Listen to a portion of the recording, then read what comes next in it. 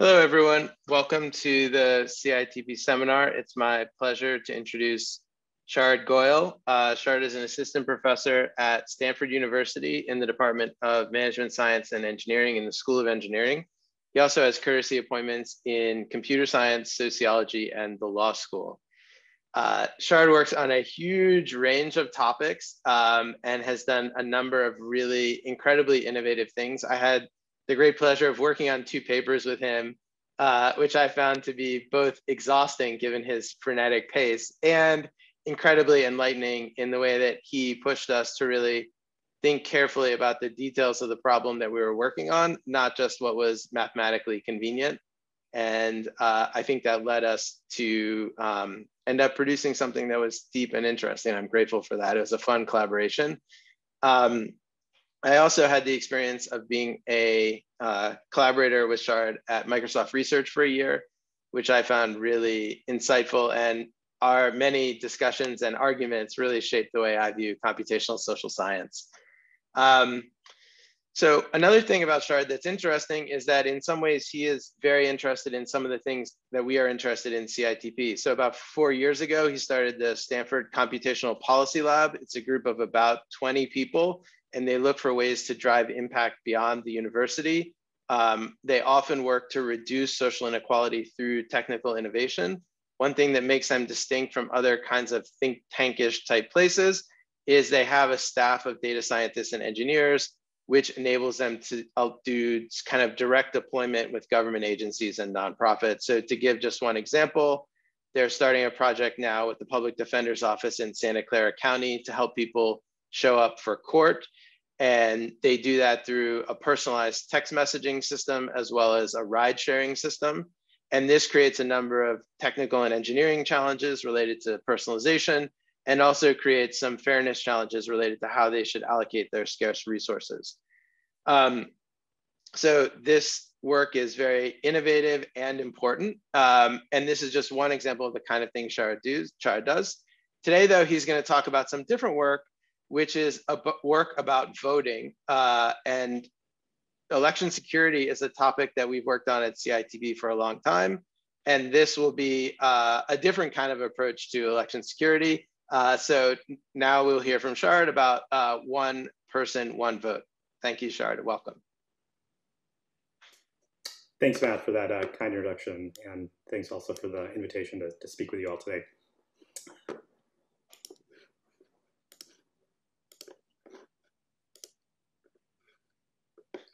Okay, just to check, is that coming through?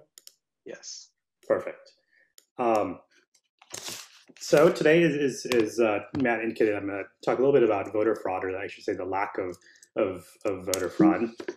And I want to start with a tweet. And so we've heard a lot about election fraud over the last couple of weeks and months. And I want to highlight this is not a new a set of allegations that we've heard. So I want to go back to a classic tweet. So back in November 2016 from Trump, who was saying, in addition to winning the Electoral College in a landslide, I won the popular vote if you adopt the millions of people who voted illegally. So again, we've seen lots of this over the last few months, but I want to highlight that this is part of a long running trend. And so what does illegal voting mean? What does voter fraud really mean? And there are different ways of thinking about this. There are a few different popular types of potential voter fraud. The first is double voting, which is where I'm going to focus most of my attention. So this is just like the same person voting twice. Another is voter impersonation, often colloquially referred to as dead people voting. Another is non-citizen voting, and then there this other class of what I think of as election fraud, so tampering with voting machines, destruction of ballots, tampering with the official vote count. So various ways to subvert elections. And as I indicated, I really want to focus on this first type that's received a lot of attention, double voting. And again, just to like highlight that this has been a long, ongoing kind of claim that's been out there. And so Dick Morris, a political operative back in 2014, he said this on Fox News, probably over 1 million people voted twice in the 2012 presidential election. And kind of ironically, although this has been kind of a mainstay of GOP rhetoric for quite a while, actually Trump was, if you remember this tweet back in September, was was deemed by Twitter as actually encouraging double voting himself, to the extent that Twitter posted a safety warning on this particular tweet. And so it is just a little bit ironic that these types of allegations are happening, but then also it's circular in the sense that some of the proponents, some of the people who are promulgating these allegations are also instigating potentially some of the double voting itself. So just a little bit of context for what I want to spend most of the time talking about today. So now I want to, perhaps unsurprisingly, given all this rhetoric that's out there from quite high profile individuals, it's not unsurprising that a huge number of the public actually is buying into these types of claims. And so in some sense, this is the most striking statistic that I'm going to share with you this whole talk. About a quarter of the public believes that voting more than once happens either commonly or occasionally. This was back in 2016. And this is as opposed to infrequently or never. So just think about that for a minute. A quarter of the public believes that this type of voter fraud is relatively widespread. And if you really believe this, you're not so far from just thinking the entire democratic process is not functioning in any kind of reasonable sense. And now, given the events of these last few months, I would say that we've seen some of these some of the consequences of this disbelief in our democratic process. And again, when I was thinking back on this paper a few years ago and first saw this statistic, I was like, this was quite striking. And even until relatively recently, it didn't dawn on me exactly how disturbing this type of disbelief is in our democratic politics.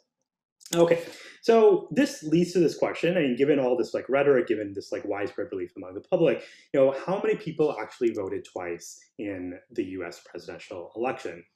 And the answer is going to be more than zero. It's we know that we have about 100 million people vote, and it's it's going to be more than zero people actually double vote.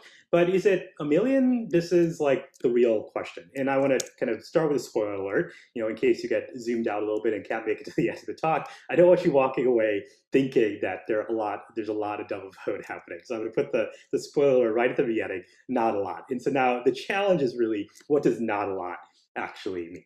It's without any data, it's probably not a million. There's been lots of investigations of alleged double voting. There's been very few actual instances where this has been documented. So it's probably not a million, but it's probably also not zero. So where is it in between? So that's really what I want to spend my time talking about today.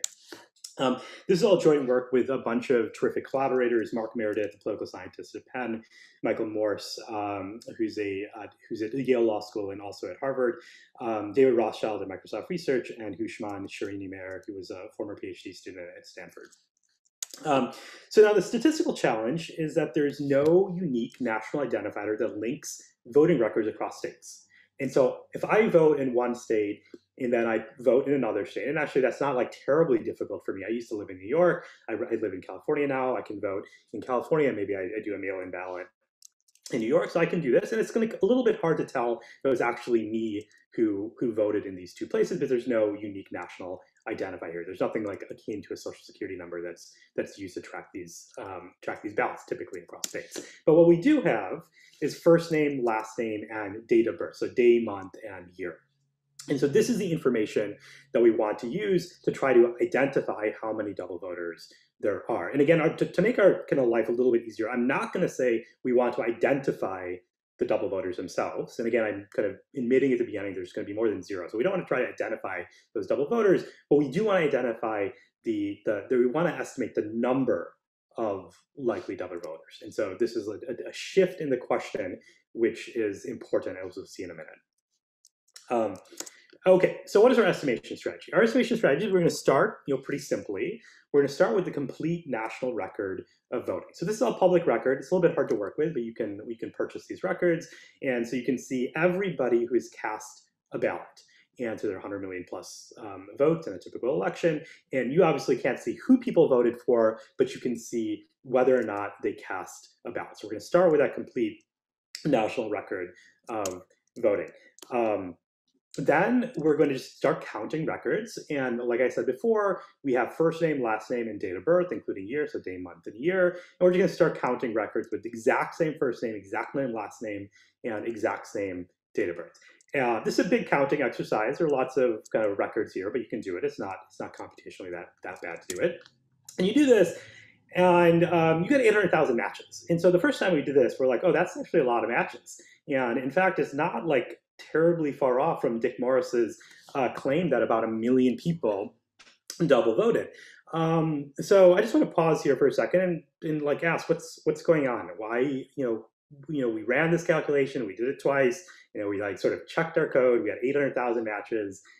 What's going on here? Is this actually double voting? Just put your answers into chat. What do you think is happening here?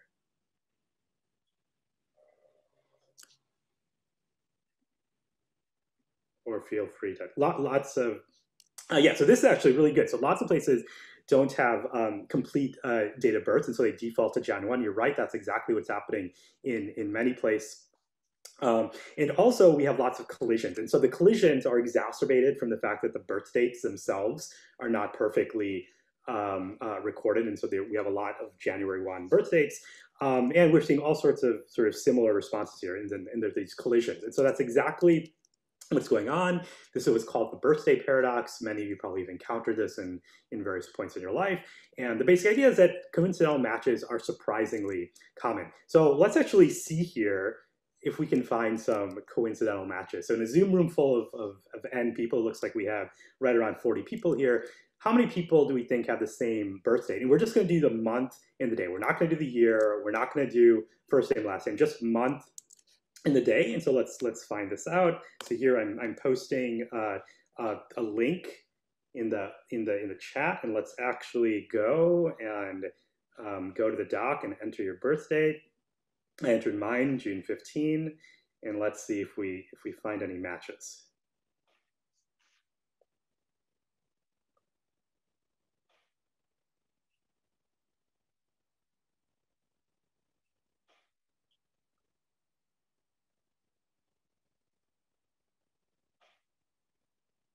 The anticipation.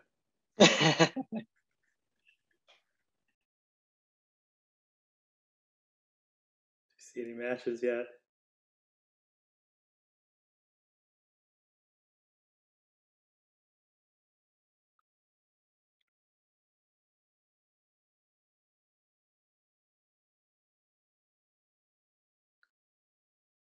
So we got so we are.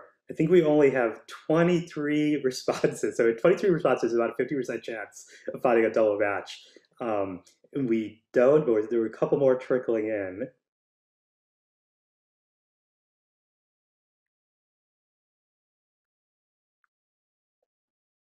And I'm optimistic if we can get full participation here.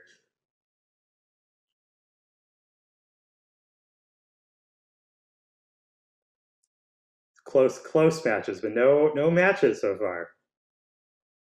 Oh no, we found a match. March 4th. So we have our 2 March 4th birthday. So your doppelganger is in the room. So I've done this a few times, and I was getting a little bit worried here, but I've never actually not found a double match. So my streak here is perfect so far. Okay, so why am I pretty confident that we're going to find a match? Well, let's actually go to the data first to see how this phenomenon plays out. So in the 2012, so this is the real data, in the 2012 presidential election, 141 ballots were cast by a John Smith, someone with first name John, last name Smith, born in 1970. Okay, this is the real data. So among these, 27 pairs of John Smiths born in 1970 had the exact same birthday. And so naively, you would flag them as double votes. So the exact name first name, exact name last name, and exact same date of birth, including year. Okay, so 27 ostensible double voters here. But actually, if you just work out the algebra, you would expect to see 27 matches by chance alone. And so again, this wasn't a cherry-picked example. This was literally the first thing we tried. We went, we were like, okay, let's look at John Smith's, pick a year, 1970, and we just coincidentally we see exactly 27 ostensible double voters, and also 27 matches by chance alone. So what's going on? So the intuition, as many of you have likely encountered, is there's lots of distinct pairs of people. So if I give you a room full of these n people, we have this pair, and this pair, and this pair. We have lots of different pairs of people. And in a room full of 141 people, so remember, these are John Smiths born in 1970, there are nearly 10,000 distinct pairs of people. So each of these pairs of people, they can actually match with about a chance of 1 in 365. So why is that? Because if I take a pair, well, the first person was born on some day of the year, and now the second person, well, they were kind of, if we assume they're uniformly born on any day of the year, well, there is a 1 in 365 chance that they're born on the same day as that first person. So there is a 1 in 365 chance that for any pair of people that they share a birth date. If we have 10,000 of these people, that's exactly 27. And so this is what's going on. So again, it's a very sort of simple calculation, and we just do this. This is from the real data, and we're in this like sort of world now where 800,000 sounds like a lot, but it's really hard to get intuition about these kind of huge astronomical numbers. You do a little bit of back of the envelope calculation, and you can see immediately that we're actually right around that place where maybe you have perfect cancellation. And so this is going to be kind of, now we have to work through the details of this particular type of calculation.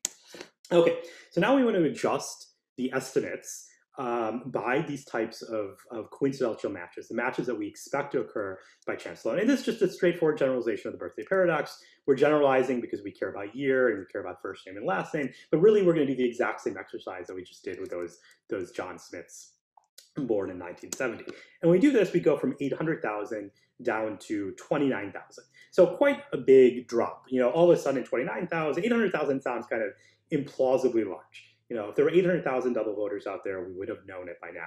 29,000 out of 100 million plus people, you're like, well, maybe that's the right number. It's a little bit hard to know. But now comes the complication. The simple calculation that we just did together a minute ago assumed that birthdays were uniformly distributed across the year. This meant that people had a 1 in, this means for every pair, there's a 1 in 365 chance of matching, because the way that argument worked is that one of these people was uniformly had a birthday across any of these days of the year. In the real data, this is what it looks like. And so here you can see that this is the probability of being born. This is for one particular year, the probability of being born on any given day. So the fraction of births on any given day. And there are a couple of patterns to notice here. The first is there's some seasonality. And so you're a bit more likely to be born in the fall than in the winter. But also quite strikingly, you're much more likely at a specific weekday, you're much more likely to be born on that weekday than if I were to pick an arbitrary weekend. So what's going on here? This seems funny. Like, why does kind of nature seem to know about our work schedules? What's going on here? Why do we have that for any particular weekday, people are more likely to be born than any particular weekend? Just put your answers in the chat. What do you think is going on here? Doctors, exactly. So exactly. So we have, so we can push births just a little bit. You know, we can schedule them with C-sections. We can induce labor, we can postpone things, we can just move things a little bit, and like everybody else, you know, doctors like to work on the weekdays, and so we can, you know, shift things away from these weekends. So that's exactly what's going on here. Now, the interesting thing is, when you have this type of non-uniformity, there are more coincidental matches. If there are more coincidental matches, then our estimate of double voting will decrease. Why is that? Because we have more cancellation. So let's just sort of see this by an example. Let's suppose, and this is kind of an extreme hypothetical, but let's suppose that everyone is born uniformly on a weekday. So now there are about 260 weekdays in a given year. And so that means that if I were to take an arbitrary pair of people, there's about a 1 in 260 chance that that pair coincidentally matches. Before, if they're kind of uniformly over the entire year, it's about 1 in 365. And so now I have more coincidental matches. And remember, I'm kind of subtracting off those coincidental matches from the observed double matches. And so my estimate of double voting would decrease. And so it's really important to account for this type of non-uniformity. And when I do this, when I account for the non-uniformity of weekdays and weekends, we go from 29,000 down to 26,000. So about a 10% decrease. And again, these are like, this is sort of, these are in some sense small, but we're really trying to get a precise estimate of what's going on. So just accounting for this type of non-uniformity, we really see a drop in the estimated number of double votes. Okay, so now there are all sorts of other types of non-uniformity that we have to account for as well. So here's one. So if your name is Deborah, you're pretty likely to be born in the 50s and 60s. If your name is Connor, you're pretty likely to be born in the 90s. And if your name is Katina, you're actually really, really likely to be born in 1972. Any idea why that's the case? If your name is Katina, you're very likely to be born in 1972. There are not a lot of Katinas out there, but if you are a Katina, if you ever meet a Katina, you can probably guess her birth year. So what do you think is going on? Put your answers in chat. What do you think is going on here? Any idea? So we have lots of good guesses here. So popular movie, popular song, fictional, real character from that year. So that's exactly right. For bonus points, anyone want to kind of wager a specific guess? Any soap opera fans? From any 1970 soap opera fans? So there was there was a soap opera that I never heard of. I think it's called Where the Heart Is, and there's a fictional baby named Katina born in 1972 of that soap opera, and so that prompted this type of small spurt in popularity of this particular name. But these are just like, these are kind of fun examples, but there are actually lots of them. If your name is June, unsurprisingly, you're likely to be born in June. If your name is Autumn, you're very likely to be born in the fall. And your name is Josephina. What's going on here? If your name is Josephina, what day of the year are you likely to be born on? Go ahead and put your answers in chat, or even just the rationale here. What's going on here? Why are Josephinas very, very likely to be born on one particular day of the year? Any guesses? Exactly. So this is Josephina. This is the name day for Josephina. For bonus points here, extra credit. Anyone want to guess what day of the year that is, or maybe what day of the year that is? I'm not sure I should ask, because I'm not sure I remember what day of the year that is. But it's, but I think it looks like from the graph, maybe that's like March 18th, something like that. And so but the point is that these types of non-uniformities are going to increase the likelihood of finding a coincidental double match. And remember, if we find more coincidental double matches, then our estimate of double voting is going to decrease. And so the first time I saw these patterns, I was like, okay, yeah, these are, if your name is June, sure, you're born in June, but how many people are named June? How many names exhibit this type of pattern? And what's interesting is that these patterns are actually quite common. And so, again, a real story, the first time I saw these patterns, I was like, okay, well, let's just look at a regular name, a generic name. And so my father-in-law's name is George. So I was like, let's just look at George. What's the most common, is there any pattern in George? There actually is a striking pattern with the name George. What's the most common day of the year for Georges to be born on? Put your answers into chat. Any guesses here? Oh, so here's the exact day of the year. So President's Day, exactly. And so George Washington's birthday, and just coming up around the corner. Bonus points if you remember the day. Close, February 22nd. Okay, so George Washington's birthday. Now again, it's like we see these for lots of sort of regular names, not like obvious examples like June or Autumn or something like this, but these like relatively common names. And so, what about Carol? What's the most common day of the year for Carols to be born on? Exactly, Christmas Day, December 25th. So all of these names, they actually kind of add up. You look at these like small patterns in each of these names. Again, we're trying to estimate something on the order of, tens of thousands, less than 20,000, arguably out of 100 million. You have to account for all these subtle statistical patterns if you're going to try to get a precise estimate. When we account for this type of non-uniformity, we go down to 21,000. So remember, we started out with 800. 800,000 ostensible double matches when we just did sort of a naive generalization of the birthday paradox, or when we did, sorry, a naive kind of counting of double matches, first name, last name, and date of birth. When we count for the birthday paradox, we get down to 29,000. That estimate was based on a uniformity assumption. If we account for cyclical day of week periodicity, then we get down to 26,000. And now when we account for our name adjusted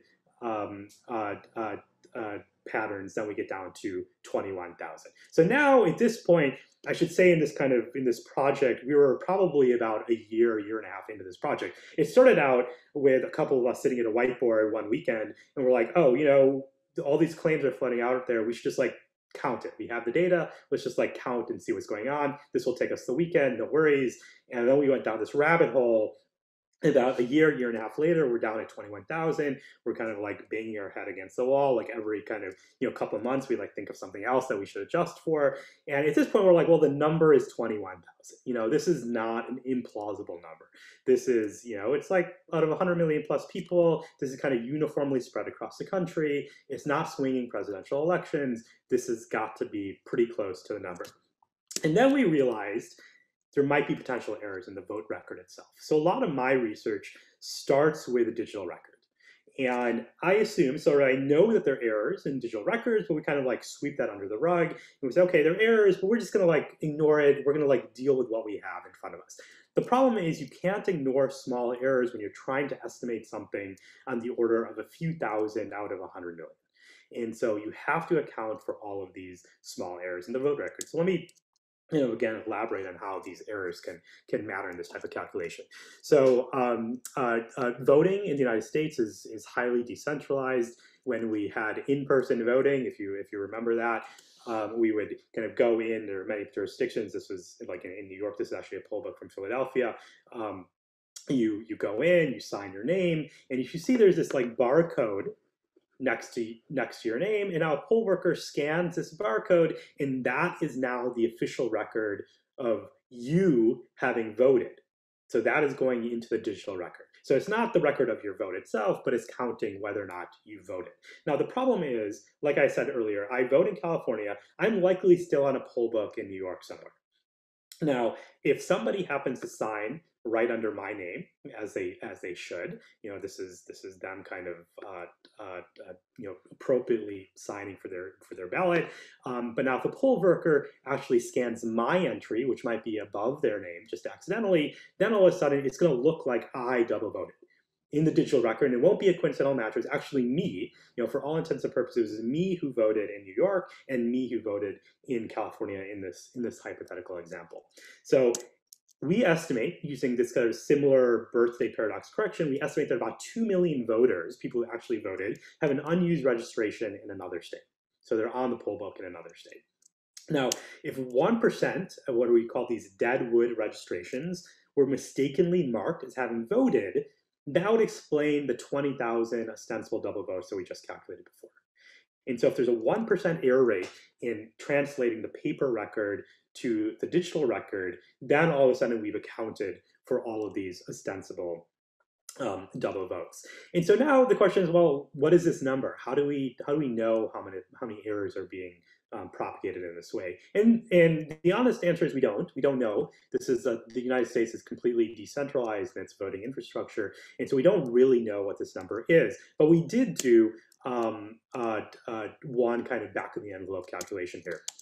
So we sent a team of students, kind of very diligent students, out to verify the accuracy of about 30,000 vote records in Philadelphia by comparing the electronic record to the poll signatures themselves in 47 randomly selected precincts. And so a comparison of the actual electronic record, what we are analyzing, to the poll books, the physical poll books in those jurisdictions. We chose Philadelphia for a variety of reasons, one being that it seems to have a pretty average electoral infrastructure. So some places have, they don't have barcodes, and other places have fully electronic kind of scanning of these things, or you're entering in electronically, and so there's much less chance of error here. So Philadelphia seemed on the spectrum pretty representative. And so we did this exercise. It's a non-trivial exercise to actually count 30,000 records accurately. When you do it, we estimated that in fact 1% of registrations had an electronic record of voting, but no corresponding signature. And so this seems to suggest that again we're in the ballpark of what it would require to basically wipe out all of these ostensible double votes that we estimated in the previous few minutes. And so this gets us down to epsilon. We don't know the answer. It's more than zero. I'm sure it's more than zero. We have at least a few documented cases of this, but it's probably quite a bit smaller than 21,000. So again, just sort of recapping what we did here is we started with 800,000 ostensible double votes where we looked at first name, last name, and exact date of birth, so year, month, and day. We had 800,000 of these ostensible double votes.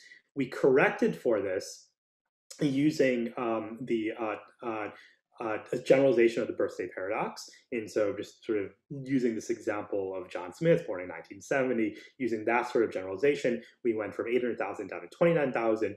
Then we realized that there's this cyclical day-of-week periodicity. People are more likely to be born on weekdays than on weekends. We account for that, we get down to 26,000.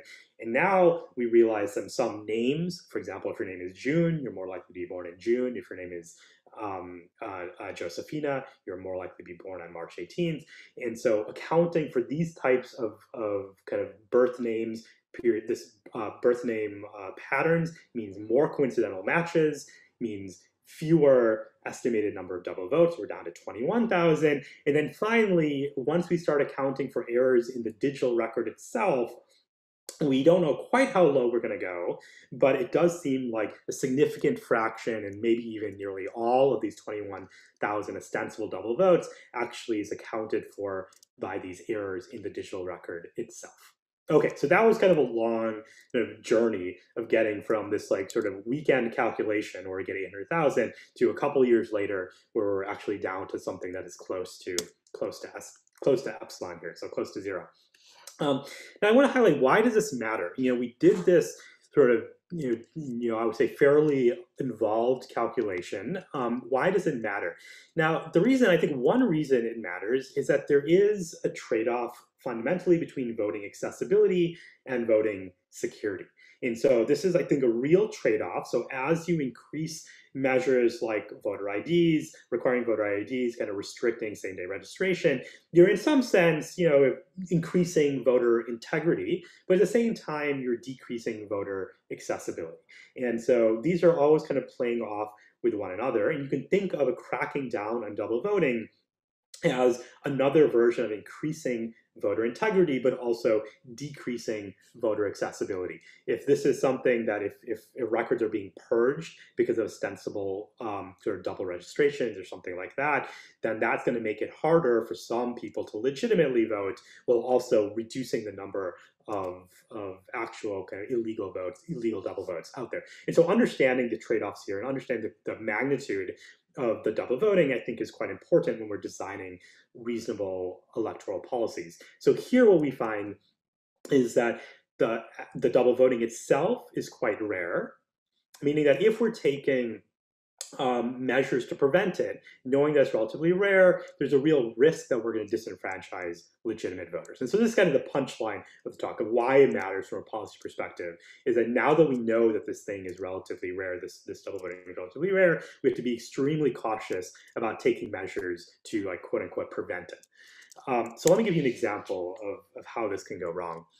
So crosscheck, the interstate crosscheck program, and this was designed ostensibly to crack down on double voting. And so the way it works is that this was a centralized clearinghouse where secretaries of state could send their vote records to this clearinghouse.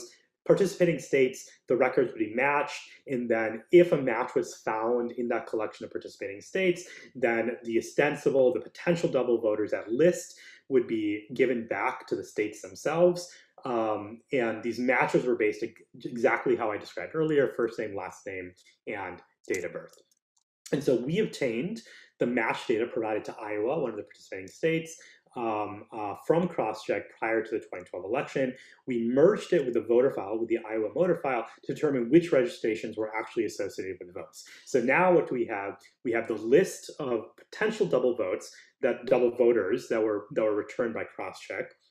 And we also know whether or not these people actually voted by merging with our own voter data. Now, what do we do? So the first thing of all of these matches in Iowa is interesting because we can restrict to places where there's the social security number match. So this isn't available everywhere, but we can restrict to cases where we know whether or not there's a social security number match, or at least the last 4 digits of social security number matched on these ostensible cross-check matches. And what we find is that most of them, 26,000 of this 35,000 number of matches that were returned by crosscheck, 26,000 actually had a matching social security number. So that means that this was kind of an example like me, where I'm in California and New York, where I'm actually on the poll book. I'm actually registered to vote in these 2 states. It really is me. It's not my doppelganger. It's not someone with the same first name, last name, date of birth. It's actually, these are probably the same people who are showing up on the registration data in multiple states. Okay, so now we're going to look at this 26,000 people and see how many of these people actually double voted. Now, one purging strategy, and you can think of this as a kind of conservative purging strategy, is that we're only going to remove from the voter list the people who had the person who had an earlier registration. And the theory here is, like, in New York, I registered, then I moved to California, and now I vote in California. It feels safe to remove my New York registration.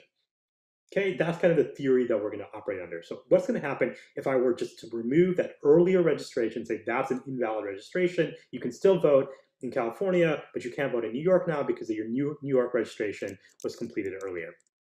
In this case, we see that it would catch 7 ostensible double voters, but 2,500 people use that earlier registration, and only that earlier registration, to vote.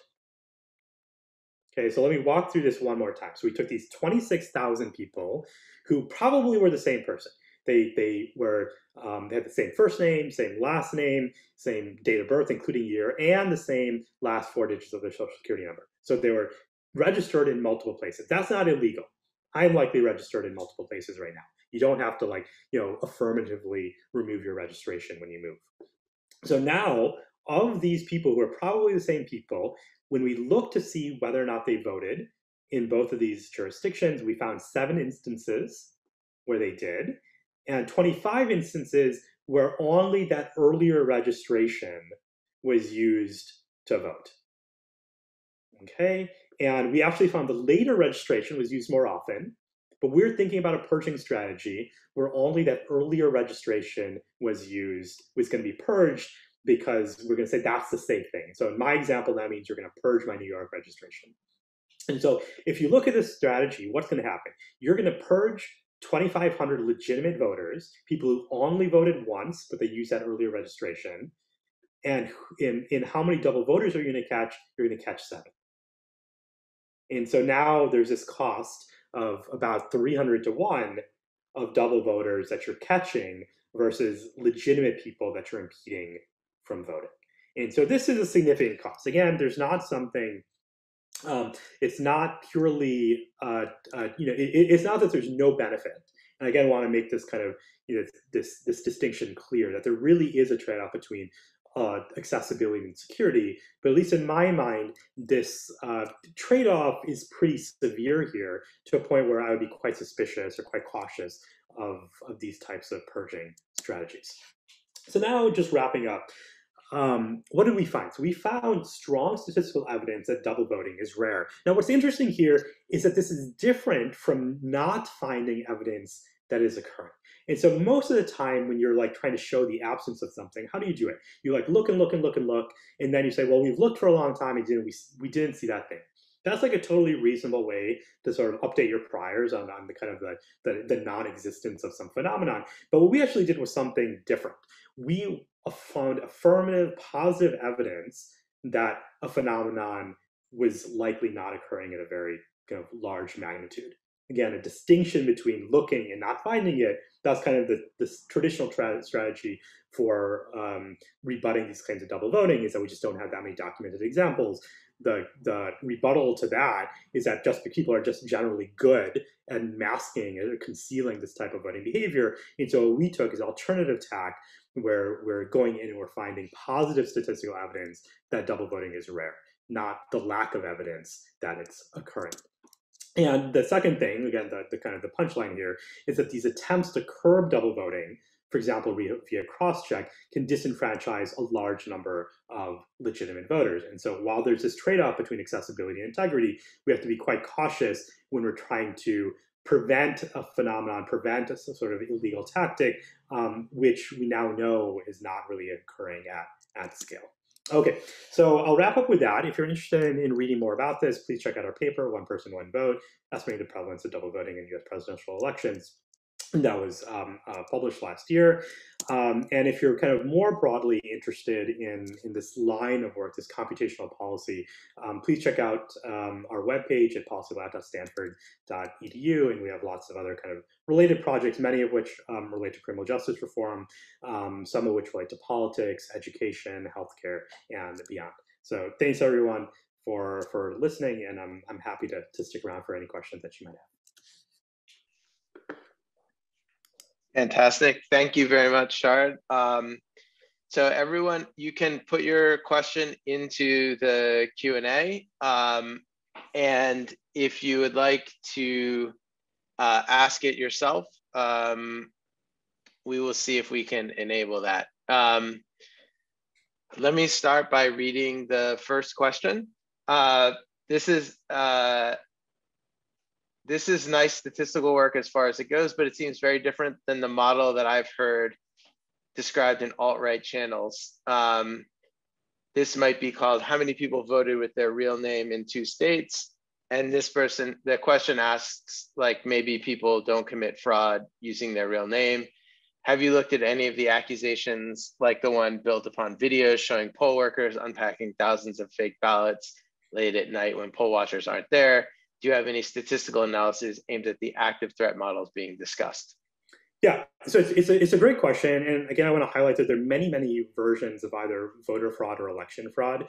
And so this latter example I would characterize as election fraud, where kind of poll workers en masse are sort of destroying ballots or tampering with ballots in some way. So we're not looking at that. And also this example of voter fraud where someone might be voting with a different name. And so this is what I call voter impersonation, also kind of commonly known as dead person voting, where you're just like assuming someone's identity to vote. So we're not looking at that either. What we're looking at specifically is what's termed double voting.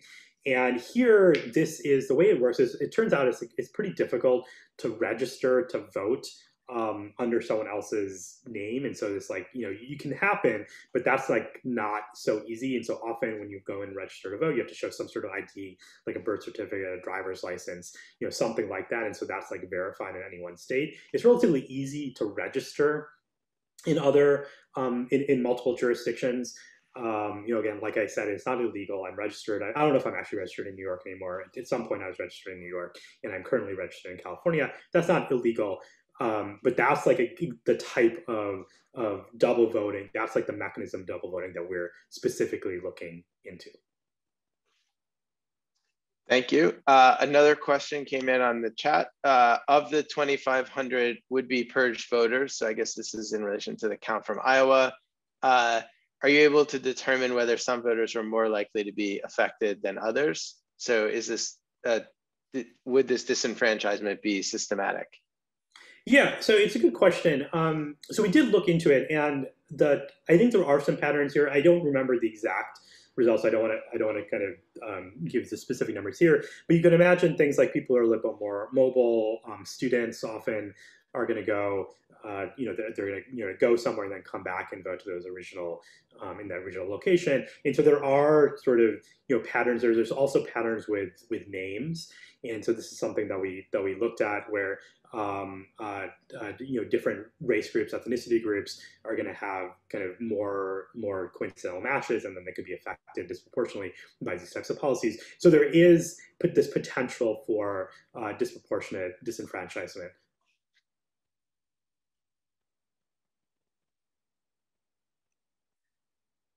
So another question that I have is, you mentioned that double voting is just one of many possible kinds of voter fraud. So after going through this activity focused on this particular issue, do you have any thoughts about what other issues you think should be looked at more, or what the scale of those other problems might be, or how researchers should be thinking about addressing them?